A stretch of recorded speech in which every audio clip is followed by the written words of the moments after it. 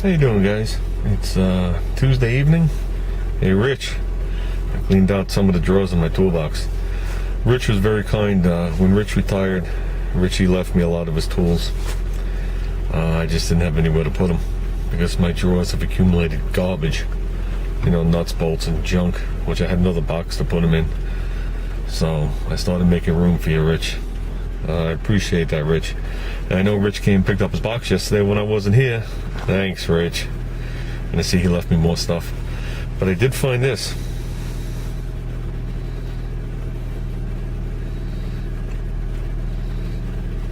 This right here is the lower, I guess, 2/3 of the lifter. Okay? For obviously a non-roller cam. This is where the load would ride.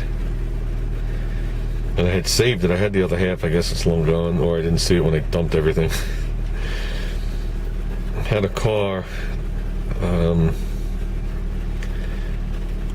bend the valve, to say the least. Okay? And when it bent the valve, it didn't fully open all the way. Okay, so the push rod came up. We had the nice beefy racing push rods. Nice roller rockers, which bent a little bit, believe it or not. And you know, you saw the basic damage in the engine, pulled it apart. And just for shits and giggles, I figured I'd pull out the lifter and look at it. And the lifter came apart in 2 pieces.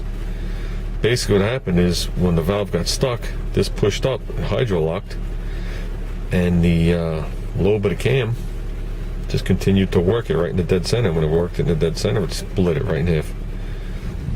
So,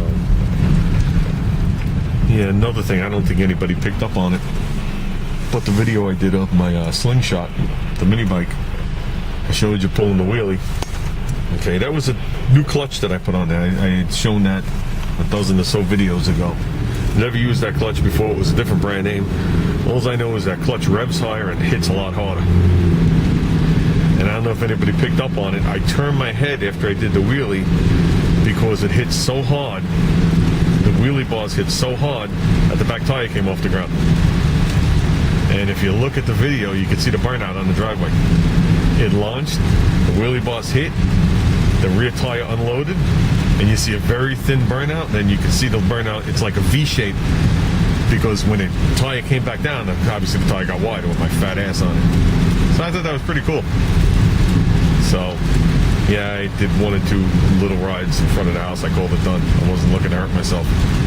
But, man, I think definitely hits a lot harder.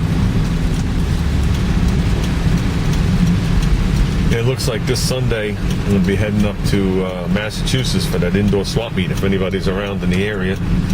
I'm not going there to really buy anything. Just going there to hang out and do something.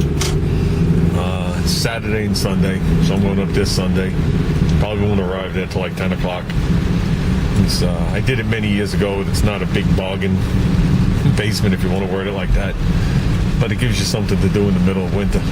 You know, it's 3 acres indoors. I forgot how many vendors were there. A couple hundred, I think. 200, 300, I don't remember. Heading up there with little guy and gonna hook up with Roobster. I'm gonna bring Ruben his go-kart, so that'll make Ruben happy. And I just figured I'd let you guys know that. So I got a party Saturday night. We do the Barrett Jackson party every year. So it's gonna be a long night into that day. So I probably won't be home till 1, 2 o'clock in the morning. Then I'm gonna roll out of the house at 7, so I'm gonna be shot. So you might have to carry me around, Ruben. Might have to get one of those strollers. So that's it, guys. Have a good night. Let's test fire the 196. No gas, just palm clean.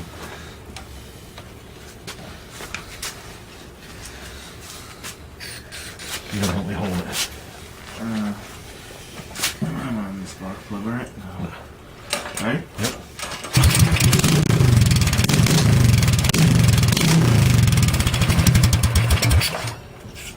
Yeah.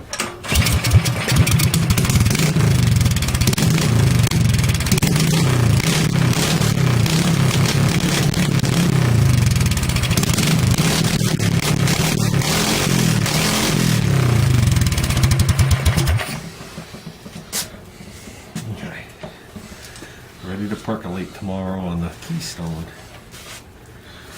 Think the Keystone's gonna be fast?